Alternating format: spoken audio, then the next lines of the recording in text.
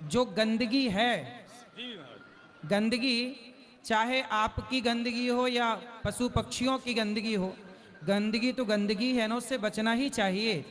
सब प्रकार की गंदगी से हमें बचना चाहिए और गंदे माहौल से बचना चाहिए। इसलिए तो रुको जरा, सब्र करो। जर्सी का ले आए कि भैंस का ले आए? अच्छा, अब ये भेद भी हो जाएगा। बिल्कुल भेद है। अच्छा, हमको सिखा रिया है। तो आप तो इसके जानकार हैं, विशेषज्ञ हैं, आप तो देखकर बता देंगे कि किसका है। नहीं, ये सब देख के बताने की चीजें नहीं है। देसी गाय का गोबर ही शुद्ध है।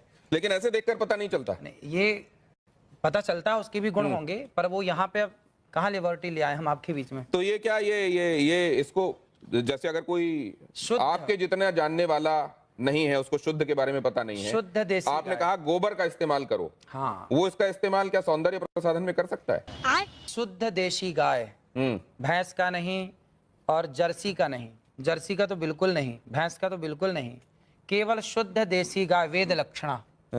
उस गाय के गोबर में गुण है, उस गाय के गौमूत्र में, अर्क में गुण है, सबके मूत्र में गुण नहीं है।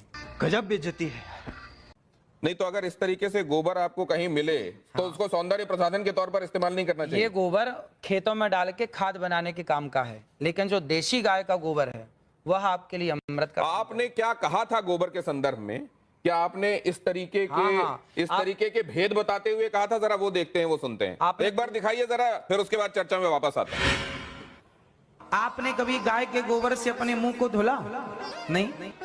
केमिकल युक्त फेस वॉश आप यूज करते हैं, लेकिन शुद्ध गाय का गोबर, इस गोबर से नहाने से चमड़ी का कोई भी रोग हो, मैं गारंटी लेता हूं, चमड़ी संबंधी कोई भी रोग हो, आप गऊ के शुद्ध देसी गाय के दो गोबर से स्नान करेंगे तो आपका चमड़ी का रोग समाप्त हो जाएगा। इतनी ताकत गोबर में है। देखिए, मैंने कहा, और सिर्फ इतनी बात नहीं है, बांझपन का भी इलाज है ये। क्या बोला तूने?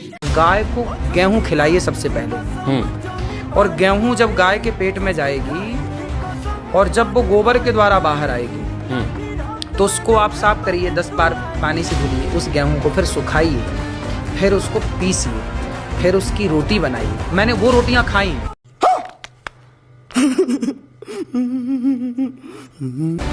आप खाएं ये वाला गेहूं? हाँ, वो रोटी मैंने खाई। गाय को पहले गेहूं खिलाए, फिर गाय ने गोबर से गोबर किया, फिर गोबर में से गेहूं छांटे, फिर उसको सुखाए, धुले, साफ करे कई बार, फिर उसको सुखाया, फिर गेहूं की बढ़िया रोटी बनाई, भोग लगाया भगवान जी को, खाओ। तो धरती माता नहीं शिकायत कर रहे हो कि जब हम सीधे सीधे दिए तो सीधे खा लेते हैं?